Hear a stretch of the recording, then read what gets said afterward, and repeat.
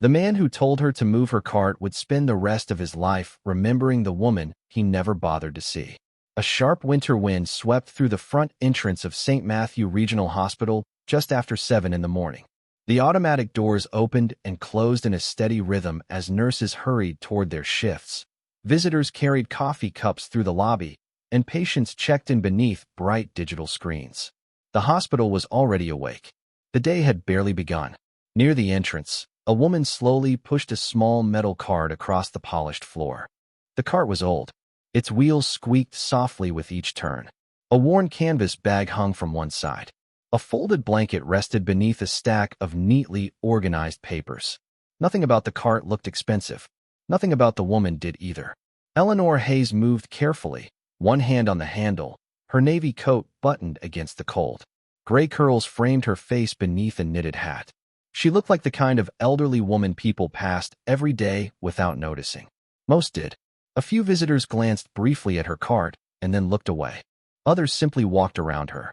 Eleanor seemed perfectly comfortable with being invisible. She paused near a wall covered with framed photographs showing hospital milestones from decades past. Her eyes lingered on one image longer than the others. The faintest smile touched her lips. Then a voice cut through the morning noise. "Ma'am, move your cart." The words were not shouted. They did not need to be.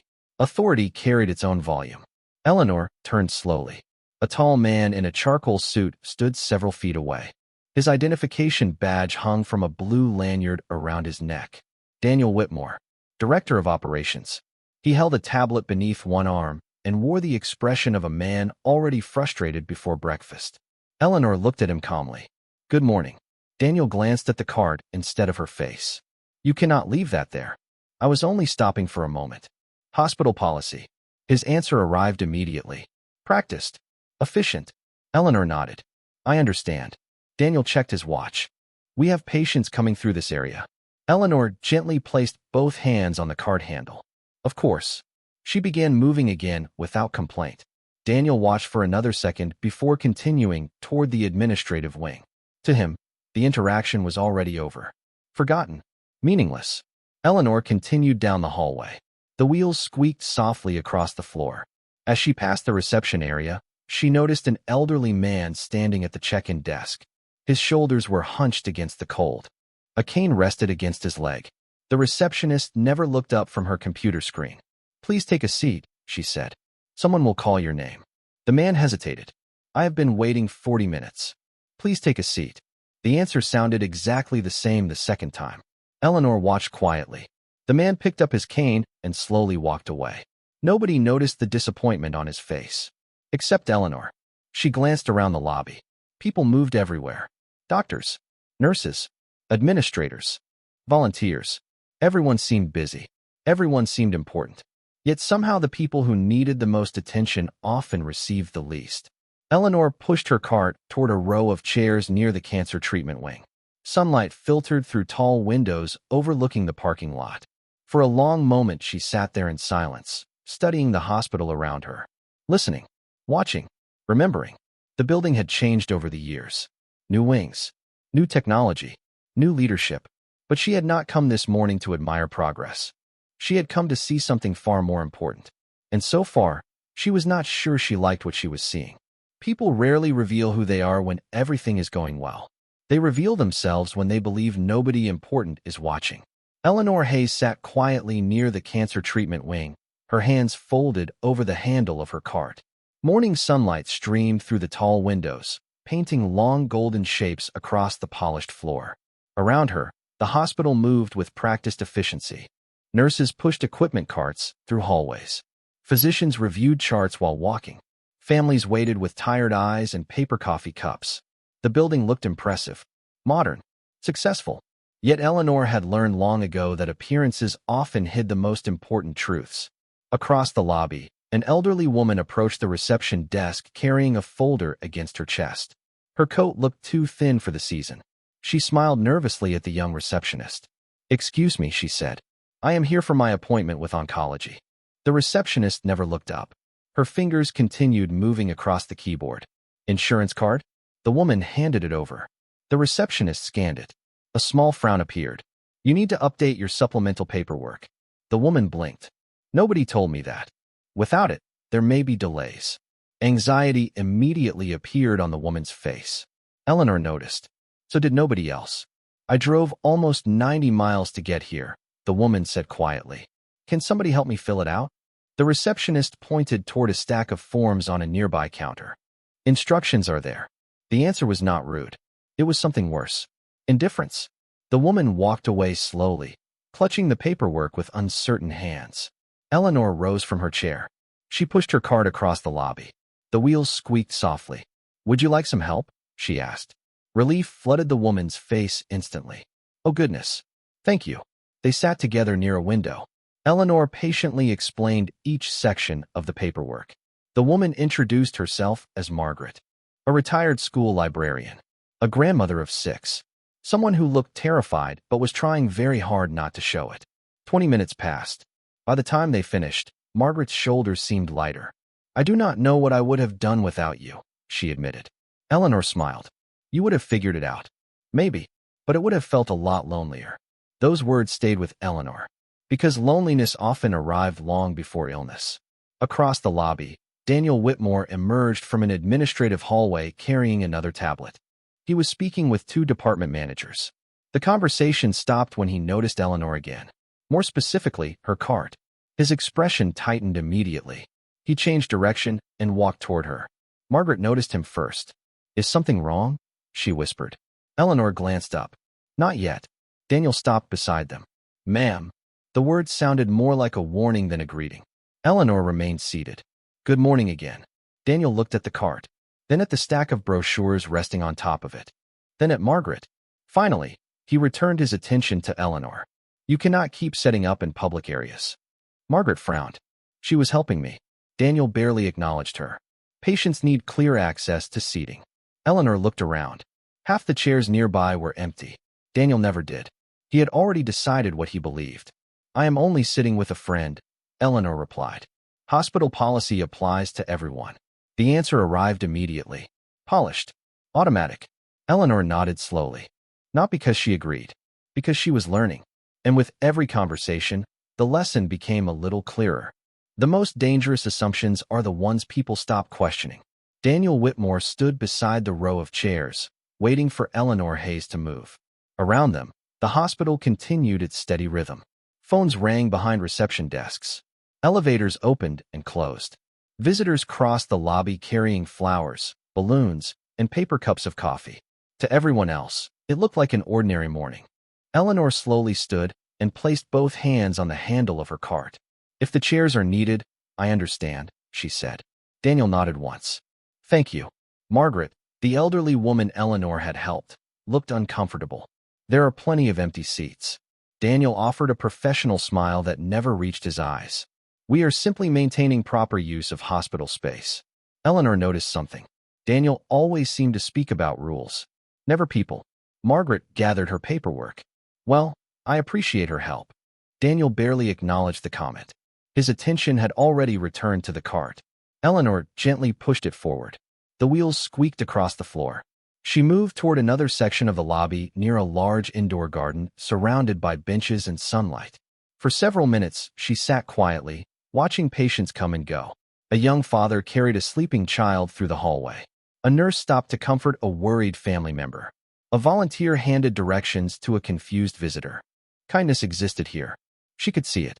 But kindness seemed to depend on individuals rather than culture. That troubled her. A short time later, Eleanor noticed a housekeeping employee struggling with a heavy supply cart near a side corridor. One wheel had become stuck. Several people walked past without stopping. Eleanor rose immediately and crossed the floor. Need a hand? She asked. The woman looked surprised. You do not have to do that. Neither do you, Eleanor replied with a smile. Together they guided the cart free. The employee laughed with relief. Thank you. They spoke for a few moments. The woman's name was Rosa. She had worked at the hospital for 11 years. She knew every hallway, every storage room, every shortcut in the building.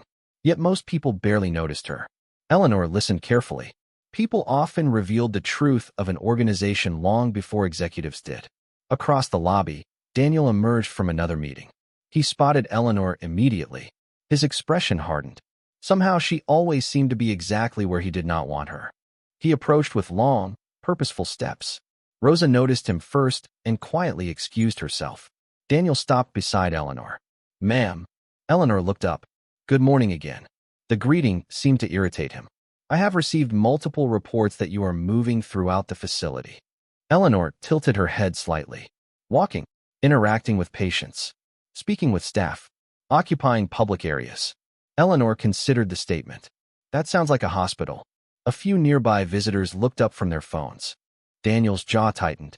"This is not a community center." "No," Eleanor agreed. "It is supposed to be something even more important." For a brief moment, neither spoke. Sunlight reflected across the marble floor between them. Daniel glanced at the cart once more. The worn blanket, the old canvas bag, the simple coat. Every detail reinforced the story he had already written in his mind. He never asked who she was. He thought he already knew. "I am asking you to limit your movement through patient areas," he said. Eleanor nodded slowly. "And why is that?" Daniel answered without hesitation. "Because you are becoming a distraction." The words lingered in the air. Eleanor studied him for several seconds. Not angry, not offended, just thoughtful. Then she glanced around the busy lobby. Hundreds of people moved through the building every hour. Some were frightened. Some were hopeful. Some felt completely invisible. "Interesting," she said quietly. "Because I am starting to think the distractions are not where you believe they are. Memories have a way of hiding in buildings. Sometimes they wait quietly for years until a familiar hallway brings them back to life." Eleanor Hayes left the lobby and slowly pushed her cart toward the cancer treatment wing. The farther she walked, the quieter the hospital became. The sounds of ringing phones and busy conversations faded behind her. Soft lighting replaced the bright energy of the main entrance. Families sat together in waiting areas, speaking in low voices. Nurses moved carefully between treatment rooms. The atmosphere felt different here, more honest. Illness had a way of stripping away pretenses. Eleanor paused outside a wall covered with photographs. Most visitors walked past without looking. She stopped. Her eyes moved across images of ribbon-cutting ceremonies, medical teams, fundraising galas, and patients celebrating recoveries. For a long moment, she stood completely still. Then her gaze settled on a photograph taken many years earlier. Her expression softened. Not happiness, not sadness, something deeper. The kind of emotion that only comes from remembering someone who changed your life. Nearby, a young nurse noticed her lingering by the display. "Beautiful pictures, aren't they?" Eleanor smiled gently. "Some of them are." The nurse laughed softly. "You sound like someone who knows the stories behind them." Eleanor looked at the photograph again. "Maybe I know one or two." Before the nurse could ask more, her pager sounded. She apologized and hurried away. Eleanor remained where she was. Across the corridor, a treatment room door opened.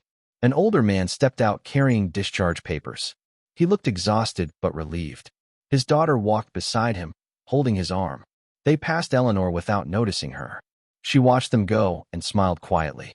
Small victories mattered here. They always had. Several minutes later, footsteps echoed from the opposite end of the hallway. Daniel Whitmore appeared once again. Eleanor was beginning to suspect he spent more time monitoring her than managing the hospital. He slowed when he saw her standing near the display wall. His eyes immediately found the cart. Then the photograph. Then Eleanor. "There you are." The words carried more irritation than relief. Eleanor turned calmly. "Good morning. I have been looking for you." "That sounds exhausting." Daniel ignored the comment. "This wing is for patients and authorized visitors." Eleanor glanced around. "Then I seem to be surrounded by both." Daniel folded his arms. "You know exactly what I mean." The corridor had become quiet. A few nearby visitors glanced toward them. Daniel lowered his voice slightly, but not enough. "People are beginning to ask questions." Eleanor nodded. "Questions can be useful, not when they interfere with operations." She studied him carefully. He always spoke about operations, efficiency, policy, systems. Yet somehow the people inside those systems rarely appeared in his sentences. "Tell me something," Eleanor said softly. Daniel frowned. "What?" Eleanor gestured toward the photographs. "How often do you stop and look at these?" Daniel barely glanced at them. "I have work to do." The answer arrived instantly. Honest. Unfiltered. Eleanor smiled faintly. "I thought so." Daniel looked increasingly frustrated. "Why are you here?" The question finally escaped before he could stop it. Eleanor considered the hallway around them. The patients, the families, the nurses moving from room to room. Then she looked back at Daniel. Because some places deserve to know what they are becoming. Daniel stared at her. The answer made no sense to him. But down the corridor, an elderly physician had just stepped out of a consultation room. The moment he saw Eleanor standing beside the photographs, he stopped walking. Completely stopped. And the color slowly drained from his face. Recognition arrived quietly. It always did. The elderly physician stood frozen at the far end of the corridor, staring at Eleanor Hayes as though he had stepped backward through time. His white coat hung loosely from narrow shoulders. Silver hair framed a face that had spent decades carrying both victories and losses. For several seconds, he simply stood there. Then he began walking toward her. Daniel noticed immediately. Dr. Collins? The physician barely seemed to hear him. His eyes never left Eleanor. Visitors passing through the corridor moved around him. Nurses stepped aside. Yet he continued forward with the same expression of disbelief. Eleanor watched him approach and offered a small smile. "Good morning, Thomas." The physician stopped directly in front of her. His eyes glistened. "Eleanor." He spoke her name almost like a memory. Daniel looked between them. "You know each other?" Neither answered immediately. Thomas Collins appeared genuinely shaken. He looked at the cart, the coat, the knitted hat, then back at Eleanor. "Nobody told me you were coming." Eleanor's smile widened slightly. "That was intentional." Thomas let out a slow breath. The answer seemed to confirm something. Daniel folded his arms. He disliked conversations he did not control. Would someone mind explaining what is happening? Thomas finally looked at him. For the first time all morning, Daniel saw uncertainty in the physician's eyes.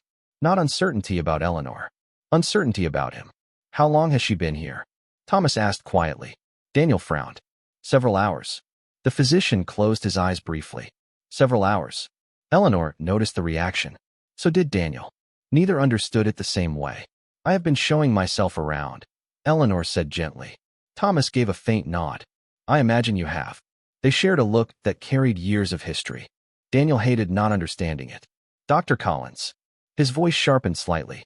"Who is she?" Thomas opened his mouth, then stopped. Eleanor shook her head almost imperceptibly. The physician noticed. He immediately fell silent. Daniel noticed that too. Something was happening. Something important. "What exactly is going on?" he demanded. Eleanor turned toward a nearby photograph hanging on the wall. It showed patients and medical staff gathered outside the hospital decades earlier. Time had faded the colors slightly. The smiles remained. "People reveal themselves when they think nobody important is watching," she said softly. Daniel's frustration grew. "That does not answer my question. It answers mine." The words landed harder than she intended. A nurse pushing a medication cart slowed as she passed. Another staff member glanced toward them. Attention was beginning to gather. Thomas looked uncomfortable. Very uncomfortable. "Eleanor," he said carefully, "perhaps we should continue this conversation privately." She studied him for a moment. "Why?" The physician hesitated. "Because people are starting to notice." Eleanor glanced around the corridor. He was right. Several employees had already begun whispering. A few looked toward her with growing curiosity. One nurse appeared to recognize her face, but could not place it. Eleanor nodded slowly. "Interesting." Thomas frowned. "What?" She looked toward the treatment rooms. Then the waiting families. Then the photographs. Nobody was worried about privacy when they thought I was just an old woman with a cart. Silence followed. Daniel felt something shift in the atmosphere around him.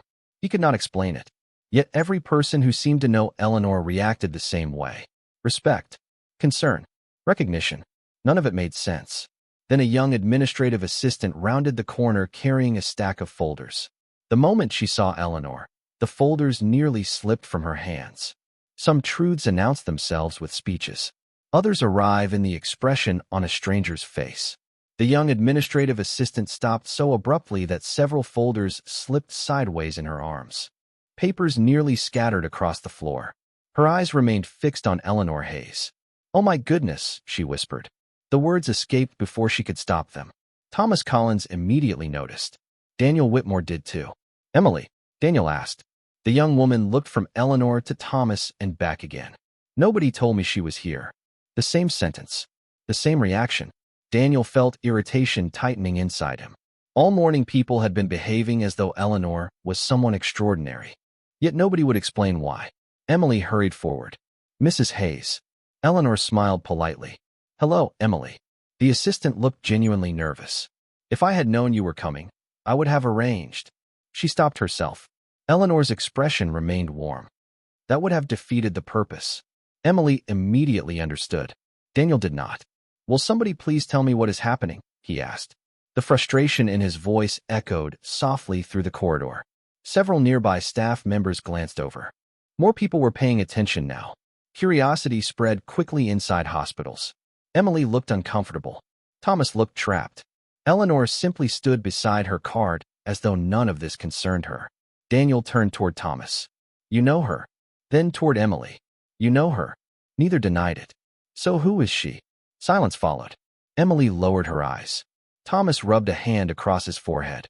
Eleanor watched both of them carefully. Finally she spoke. Daniel, why does it matter? He stared at her. Because every person who recognizes you reacts the same way. Eleanor nodded slowly. And what reaction is that? Daniel hesitated. Respect. Concern. Surprise. He did not want to admit it. They seem to know something I do not. A faint smile touched Eleanor's face. That happens to all of us eventually. The answer only made his frustration worse. Before he could respond, a nurse approached with a chart in her hands. She looked uncertain. Mrs. Hayes? Eleanor turned. Yes.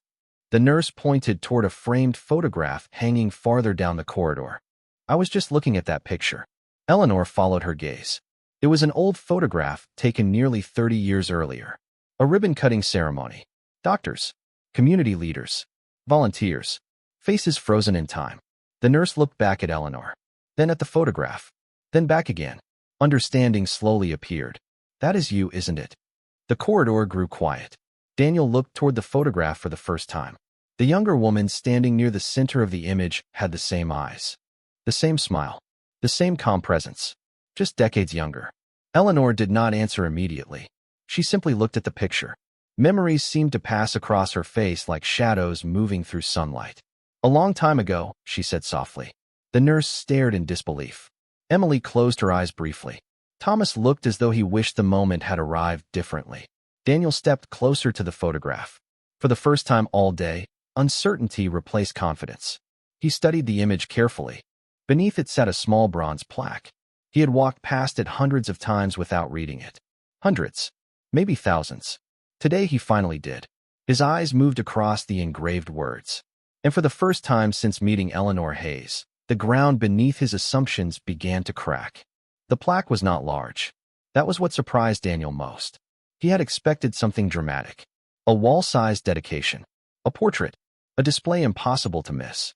Instead, the bronze plate sat quietly beneath the photograph, polished by time and almost forgotten by the thousands of people who passed it every year. Daniel leaned closer. The engraved letters seemed suddenly heavier than metal. Dedicated to the Eleanor and James Hayes Cancer Care Initiative. In recognition of extraordinary generosity, vision, and commitment to patient care. For a moment, the corridor disappeared. The conversations. The footsteps. The hospital itself. Daniel stared at the name. Then he slowly turned toward Eleanor. She stood exactly where she had been all morning. One hand resting on the cart. Calm. Patient. Unmoved. The same woman he had spent hours treating like an inconvenience. Emily lowered her folders onto a nearby counter. Thomas Collins looked away. Neither wanted to witness the realization crossing Daniel's face. But there was no stopping it now. The Hayes Initiative, Daniel said quietly. Eleanor nodded once. Yes. The words barely left his mouth. Every employee in the network knew that name. The initiative had funded treatment programs across the state. It had expanded access to care for families who could not afford it. Entire departments existed because of those donations. Daniel felt his throat tighten. You are Eleanor Hayes. It was not really a question. Eleanor offered a small smile. That is what people usually call me. Silence spread through the corridor. A nurse standing nearby covered her mouth. Another employee whispered something under her breath. The reaction traveled quickly. Recognition moved from person to person like a current. Daniel looked back at the photograph. Then at Eleanor. Then at the cart. Nothing fit together. Why? He asked. Eleanor tilted her head. Why what? Why come here like this? His voice sounded different now. Less certain. Less controlled. Eleanor glanced around the corridor. Patients waited quietly outside treatment rooms. Families sat together holding hands. Nurses moved between doors carrying charts and medications. Life continued exactly as it had before the revelation. Because this is how most people arrive, she said softly. Without titles. Without introductions. Without anyone knowing who they are. Thomas closed his eyes briefly. He had heard those words before. Years ago, at a fundraising dinner. Back when James Hayes was still alive. Daniel felt every conversation from the morning replaying inside his mind. The cart, the warnings, the assumptions, the constant focus on appearances. None of it looked the same anymore. Before he could speak again, hurried footsteps echoed from the far end of the corridor. 3 members of the hospital board rounded the corner. Their expressions carried a mixture of concern and urgency. The moment they saw Eleanor, they immediately changed direction toward her. Staff members stepped aside. Conversation stopped. The board chair, Margaret Ellis, reached Eleanor first. "Mrs. Hayes," she said, "we received the message." Eleanor nodded. "Good." Daniel looked from the board members to Eleanor, then back again. A feeling he had not experienced in years settled into his chest. It was not fear. It was understanding. The realization that the person he had dismissed all morning was not simply connected to the hospital. She was one of the reasons it existed at all. And judging by the expressions on the faces around him, the biggest revelation had not even arrived yet. The biggest donations are not always measured in dollars. Sometimes they are measured in promises. The corridor had become unusually quiet. Board members stood beside Eleanor Hayes. Nurses lingered nearby. Administrators who normally rushed between meetings suddenly found reasons to slow down. Word was spreading through the hospital, not through announcements or emails, through whispers, through recognition, through the simple shock of realizing that someone they had overlooked all morning was one of the most important people in the building.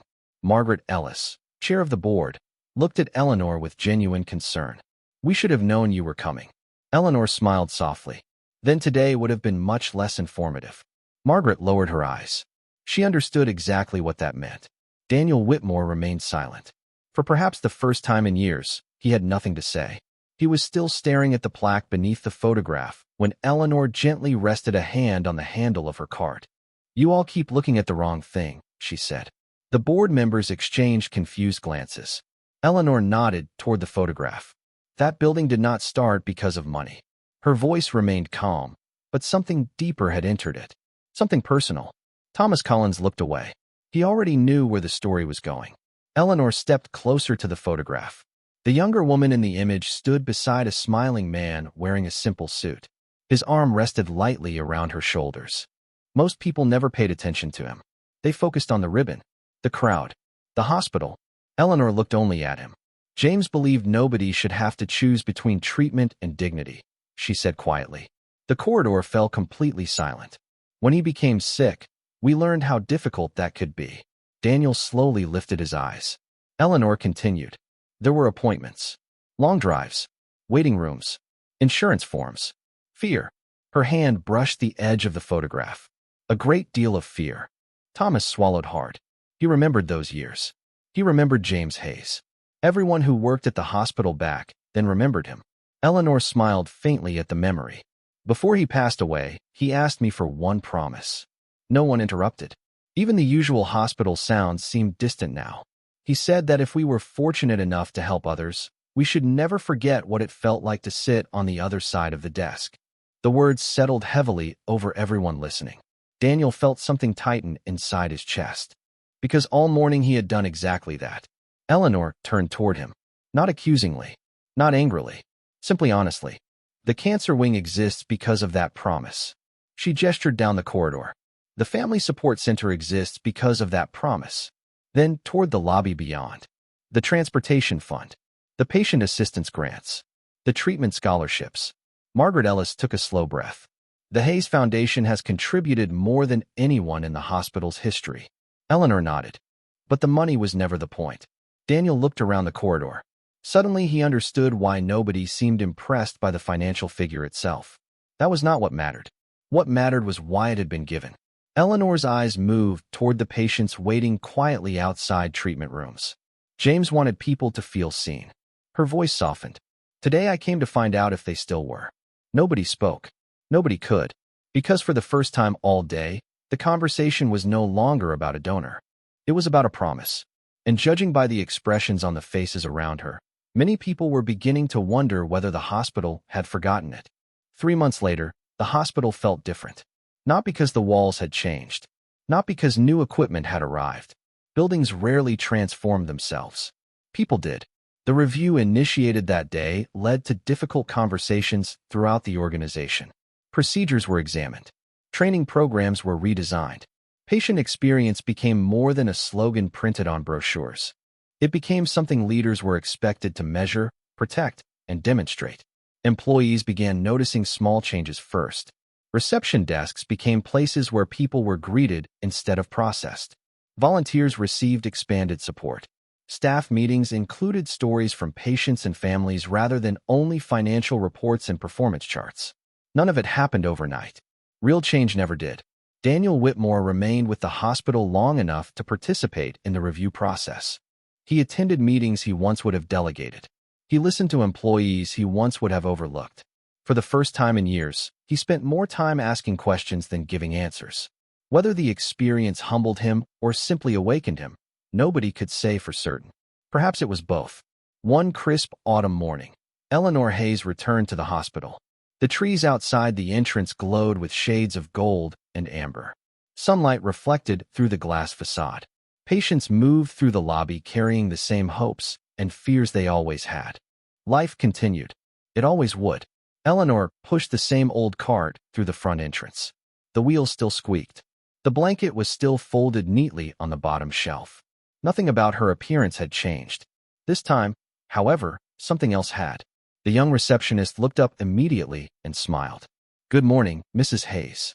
Eleanor smiled back. "Good morning." Nearby, a volunteer stood to help an elderly visitor with paperwork.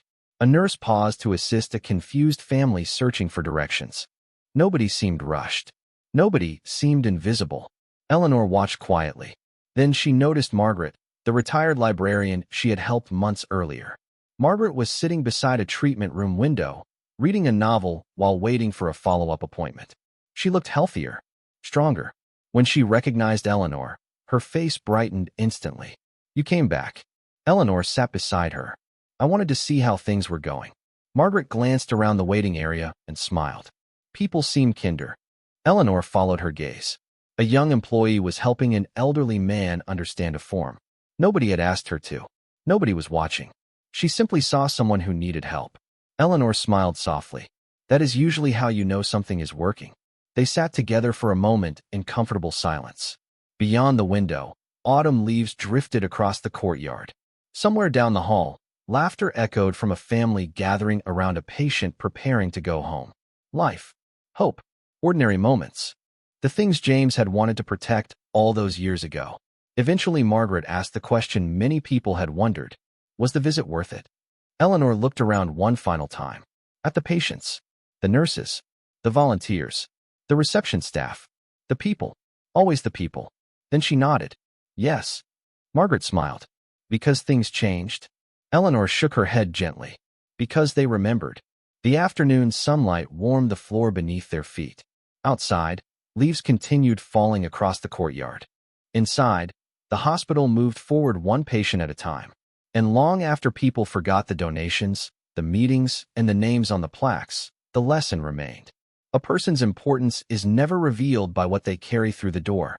It is revealed by how they treat the person walking through it beside them.